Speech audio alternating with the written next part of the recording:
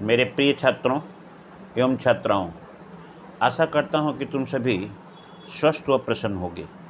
आज मैं तुम्हारे हिंदी साहित्य सागर के कविता पाठ के पाठ मेघ आए का एक्सरसाइज कराने जा रहा हूं। और एक्सरसाइज जैसा कि तुम्हें बताए हैं प्रश्न अवतरणों पर आधारित होता है। तो अब मैं मेघ आए कविता सर्वेश्वर दयाल सक्सेना द्वारा रचित का एक्सरसाइज डिस्कशन करने जा रहा हूँ। ध्यान देना, यहाँ पे देखोगे पेज 84 मेघ आए, पेज 84 मेघ आए। तुम्हें अवतरण में 4 लाइन 6 लाइन एक कविता की पंक्ति दी रहेगी और तुम उस पे ध्यान दोगे कि उससे संबंधित 4 प्रश्न रहेंगे। थोड़ा आगे पीछे हो सकता है और तुम्हें मिला जुला करके उसके आंसर देना है। मैं अभी पढ़ करके एक्सरसाइज करा कर बता रहा हूँ। मेघ आए बड़े बंठन के सवर के, मेघ आए बड़े बंठन के सवर के, आगे आगे नाचती गाती बयार चली, दरवाजे खिड़कियाँ खुलने लगी गली गली, पाहुन जो आए हों, पाहुन जो आए हों गांव में शहर के। तो ध्यान देना, ये 4 लाइन जो कविता की पंक्ति है ये तुम्हें दिया रहेगा। अब इस पे प्रश्न होगा। पहला प्रश्न, मेघ किस तरह से आए, हवा कैसी चल रही है। पहला प्रश्न, मेघ किस तरह से आए हैं, हवा कैसी चल रही है। अब इस प्रश्न के उत्तर में तुम्हें देना है कि मेघ किस तरह आए। जैसा कि तुम्हें हमने कविता में बताया है, मेघ आए बड़े बंठन करके बोलोगे। मेघ बहुत ही अच्छे ढंग से बंठन करके, सज सवज करके, सज धज करके आ रहे हैं। और मेघ, ध्यान देना, अभी मेघ बंठन के, सज धज कर और संवर के, यहाँ कहने का तात्पर्य क्या है। इसी प्रश्न का जो उत्तर लिख रहे हो यहाँ पे तुम समझोगे कि मेघ का बंठन करके संवर करके कहीं पे आना या जाना, यह संकेत करता है कि मेघ पूरी तरह से धरती पर बारिश करने के लिए तैयार हैं। मेघ अपने साथ पानी को लेकर के आ रहे हैं, सज धज करके संवर करके। अभी जैसा सोचे हो कि पाहुन शब्द भी यहाँ पे प्रयोग किया गया है। जब हमारे घर पे कोई अतिथि, मेहमान, पाहुन आते हैं तो वह भी सुंदर ढंग से कपड़े पहन करके अपने साथ जिस तरह से वे जिस परिवेश में चल रहे हों अपने साथ कुछ लोगों को लेकर के चलते हैं।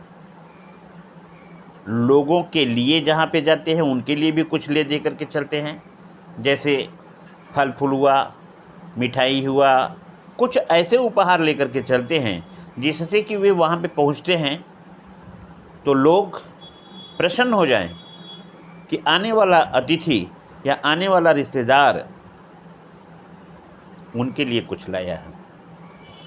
ध्यान देना, ये तुम्हें लिखना नहीं है, यहाँ पे नहीं लिखना है। लिखना क्या है, मेघ किस तरह से आए बोलोगे। मेघ बंठन करके, सज धज करके या संवर के पाहुना की तरह से आए हैं, एक रिश्तेदार की तरह से आए हैं। उसके बाद तुमको बोल रहा है कि हवा किस तरह से चल रही है। अब ध्यान देना, अभी ऊपर बता रहे थे कि मेघ बंठन करके सवन करके चले हैं, मेघ अपने साथ पानी लेकर के चले हैं। मेघ अपने साथ क्या लेकर के चले हैं? पानी लेकर के आए हैं। तथा वर्षा की प्रसन्नता से, वर्षा की प्रसन्नता के अनुमान से हवाएं चलने लगी है। हवाएं चलने लगी हैं। कैसे चलने लगी हैं? मेघों के साथ। मेघों के साथ, चूँकि मेघ में पानी है, हवा चल रही है, तो मेघ के प्रभाव से हवा जो है ठंडी बह रही है। तो यहाँ से तुम लिखोगे कि मेघ अपने साथ वर्षा का पानी लेकर के आए हैं तथा वर्षा के अनुमान से प्रसन्न होकर के हवा मेघों के आगे आगे, हवा मेघों के आगे आगे नाचती गाती, खुशियाँ मचाती हुई चली आ रही हैं। कहने का तात्पर्य है कि मेघों के आगमन के पूर्व हवाएं ठंडी हैं जो मन को मोह लेती हैं। अब प्रश्न नंबर 2 है, दरवाजे और खिड़कियां क्यों खुलने लगी? दरवाजे और खिड़कियां क्यों खुलने लगी? ध्यान देना, जिस प्रकार से बादलों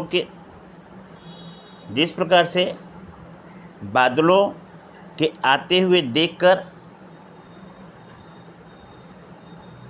मोर प्रसन्न होता है।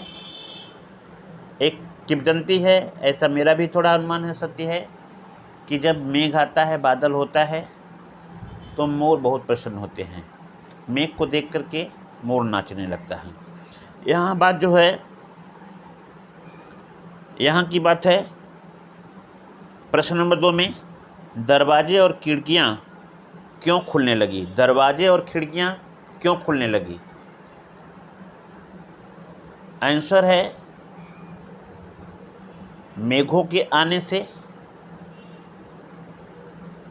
हवाओं को अनुमान हो चुका है कि मेघ जल बरसाएंगे, इसलिए हवाएं ठंडी बह रही है और हवाएं तेज़ चल रही हैं। हवाएं ठंडी भी बह रही है और हवाएं बहुत तेज़ चल रही हैं। मौसम सुहावना हो चुका है। मौसम सुहावना हो चुका है। जिस प्रकार से अतिथि के आने पर खिड़कियों को खोल दिया जाता है, किस तरह से अतिथि आए हुए हैं, अतिथि कैसे हैं, लोगों को देखने की चाहत होती है। यहाँ भी वही बात है, मेघों के आने को देखने के लिए खिड़कियाँ खुली हुई है। बस खुलने का संकेत जो है वह यह है कि बादलों के आने से थोड़े से पूर्व हवाएं बहुत तेज और ठंडी बह रही हैं, इसलिए खिड़कियां और दरवाजे अपने आप खुलते चले जा रहे हैं। इस तरह से तुम्हारा दूसरा प्रश्न पूरा हुआ। और अगर थोड़ा सा जुड़ना चाहोगे तो बोलोगे, ऐसे सुंदर और सुहावने समय में सभी लोग अपने मन को खुश करना चाहते हैं या इस सुहावने मौसम का लाभ उठाना चाहते हैं, इसलिए प्रकृति के जितने भी प्राणी हैं वह सभी इस समय जो है धरती पे आ जाते हैं। प्रश्न 3 ध्यान देना, प्रश्न 3 में 2 प्रश्न हैं। पाहुन किसे कहा गया है? पाहुन का स्वागत कैसे होता है? पाहुन किसे कहा गया है और पाहुन का स्वागत कैसा होता है? तो ध्यान देना, पाहुन बादलों को कहा गया है। ध्यान देना, पाहुन बादलों को कहा गया है। पाहुन माने होता है अतिथि। अतिथि का मतलब होता है जिनके आने की तिथि मालूम न हो। यहाँ भी मेघों के आने की कोई तिथि नहीं है। आज मेघ 1 साल के बाद धरती पे आ रहे हैं, अर्थात वर्षा का मौसम है और मेघ पूरी तरह से तैयार हैं धरती पे वर्षा करने के लिए, तो यहाँ पे वह जो सज धज करके बन ठन करके सवर करके आ रहे हैं, तो पाहुन उन्हीं बादलों को कहा गया है। क्योंकि आज आसमान में बादल चमक रहे हैं, बिजली चमक रही है, बादल तड़क भड़क रहे हैं, चारों तरफ घनघोर आवाज़ आ रही है।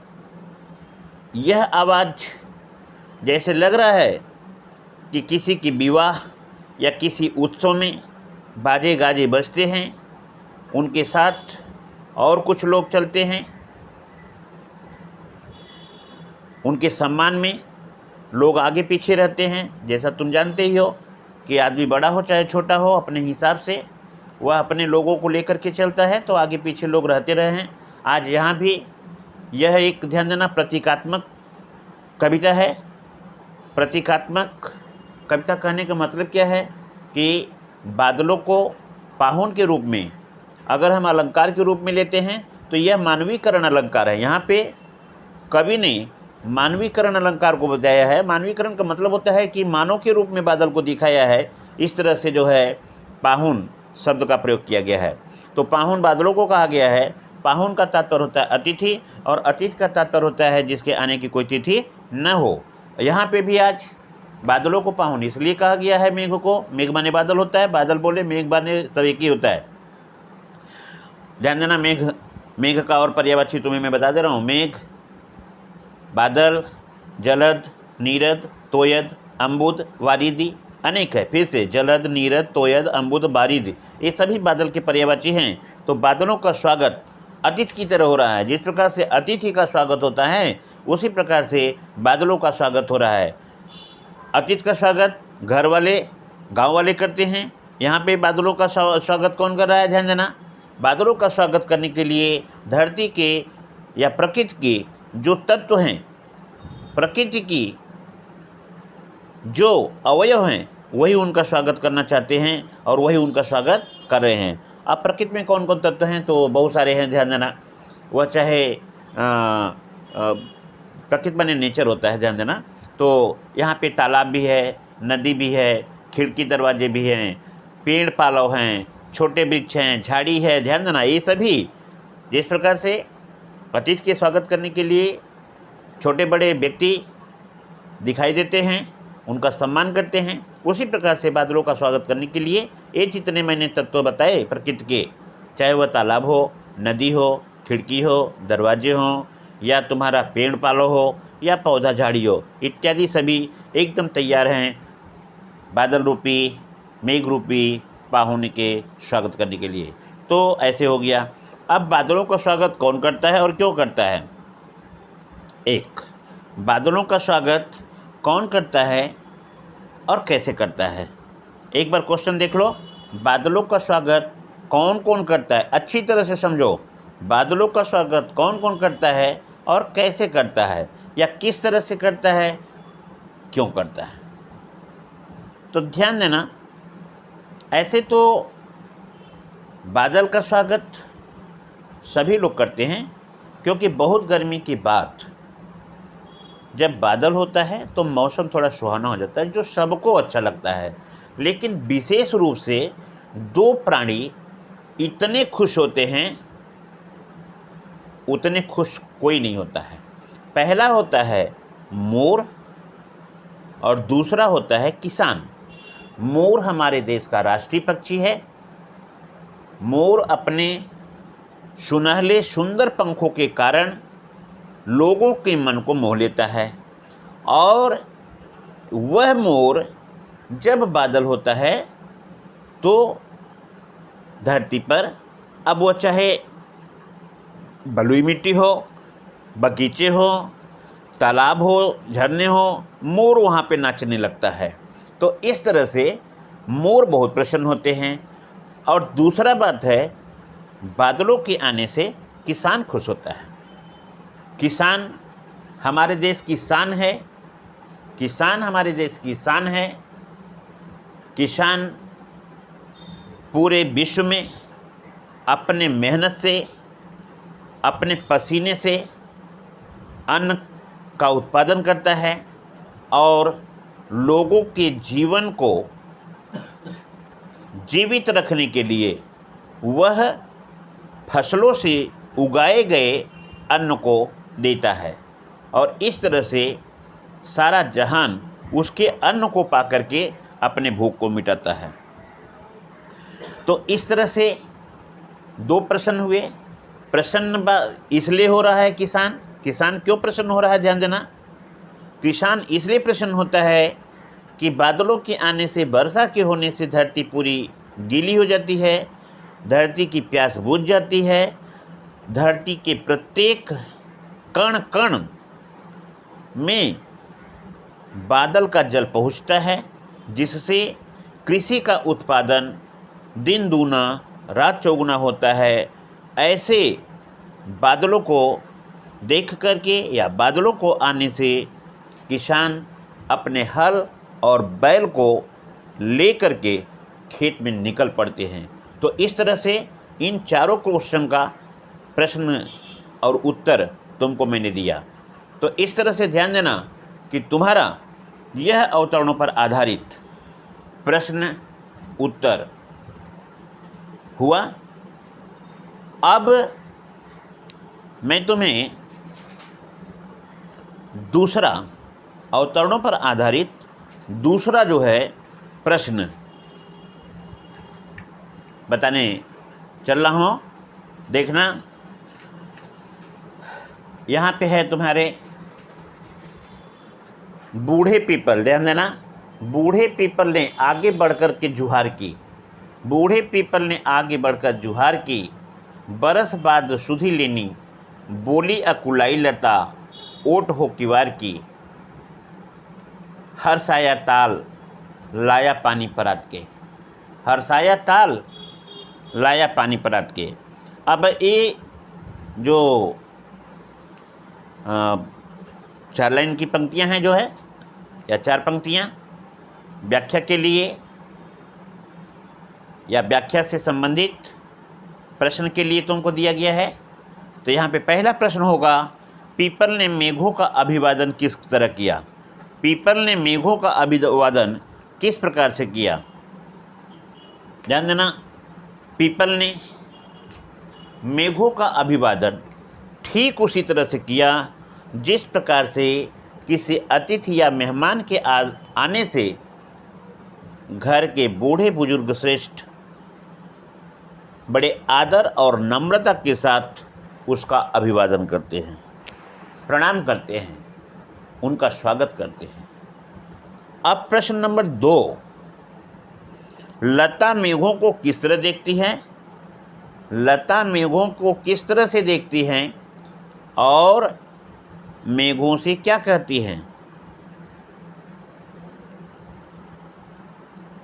एक क्वेश्चन फिर से इसको देख लो। लता मेघों को किस तरह से देखती हैं और वह मेघों से क्या कहती हैं। तो लता मेघों को किवाड़ की ओट से देखती हैं। जिस प्रकार से घर की नई नई बहुएं अतिथि को किवाड़ के ओट से देखती हैं, झांकती हैं, ठीक उसी प्रकार से लता भी मेघों को किवाड़ की ओट से देखती हैं और इस तरह से समझती हैं कि आज उनके घर मेघ रूपी अतिथि 1 वर्ष के बाद बन ठन कर सज धज कर संवर करके आया हुआ है। अर्थात 1 वर्ष के बाद वर्षा ऋतु के आगमन पर आज उनके घर, आज उनकी धरती पर बरसात होने वाली है, जिसके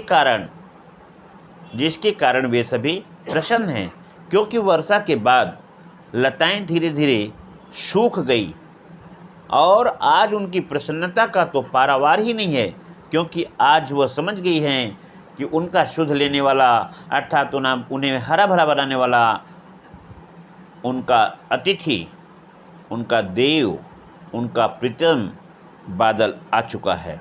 इसलिए अब वर्षा भरे मेघों को देख करके वह हर्षित हो जाती हैं, प्रसन्न हो जाती हैं और अपने मन में एक प्रकार की परिकल्पना करती हैं जो उनके मन को खुश कर देती है। प्रश्न नंबर 3 देखो, ताल तलैया क्यों प्रसन्न हो जाते हैं? ताल तलैया क्यों प्रसन्न हो जाते हैं? प्रश्न नंबर 3 का ध्यान देना आंसर है, ताल तलैया इसलिए प्रसन्न हो जाते हैं क्योंकि 1 वर्ष पहले जब वर्षा हुई थी, उसके बाद वर्षा होने के बाद सारे धरती की ताल तलैया माने तालाब सभी सूख गए या उन तालाबों में जल की मात्रा बिल्कुल कम हो गई और उन तालाबों में रहने वाले जीव छटपटाने लगे। जो जल जीव हैं जैसे मेढक है, सांप है, मछली है, केकड़ा है, ये जितने भी जल जीव होते हैं ऐसे इत्यादि, वे सभी तड़पड़ा रहे थे, पानी की कमी हो गई थी। अब आज मेघ बन ठन करके आया है, सज धज करके आया है, संवर करके आया है, अर्थात ताल तलैया को, तालाबों को पूर्ण रूप से मालूम पड़ गया है कि मेघ अपनी बारिश से, अपनी वर्षा से उसकी रिक्त स्थानों को भर देगा, अर्थात तालाब जल से भर जाएगा, सारे प्राणी, सारे जल जीव खुश हो जाएंगे। इसलिए ध्यान देना, वहाँ जोड़ दोगे, इसलिए ताल तलैया खुश हो गए हैं, अपने मन में प्रसन्नता व्यक्त कर रहे हैं। प्रश्न इसका चौथा देखोगे, तालाब परात में पानी भर करके क्यों लाया है? तालाब परात में पानी भर करके क्यों लाया है? ध्यान देना, पहले ही मैंने बताया यह प्रतीकात्मक कविता है या इसमें मानवीकरण अलंकार छिपा हुआ है। कवि यहाँ पे मेघ को अतीत के रूप में माना है, तो तालाब जो है, तालाब घर का प्राणी है। जिस प्रकार से अतीत का स्वागत करने के लिए घर के लोग थाल में, परात में पानी ला करके उसके पैरों को धोते हैं, उसका स्वागत करते हैं, आज ठीक उसी प्रकार से तालाब भर चुका है। मेघ के आने से, आगमन से बरसात का पानी पूरा तालाब में भर चुका है। लबालब तालाब आज मानो थाली के रूप में उभर करके उन मेघ रूपी अतिथि के पैरों को धोने के लिए, उनका अभिवादन करने के लिए, उनका स्वागत करने के लिए वहाँ पे खड़ा है।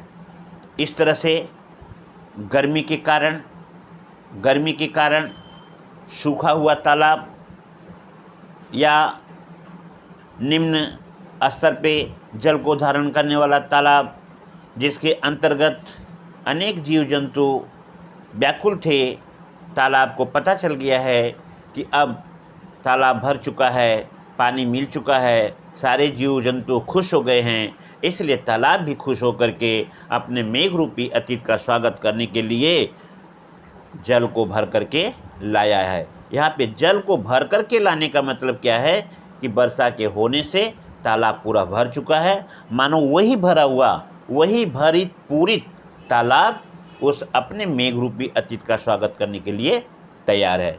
तो आज मेरे प्रिय बच्चों, अभी इस समय इस कविता का मैंने अवतरणों पे आधारित दो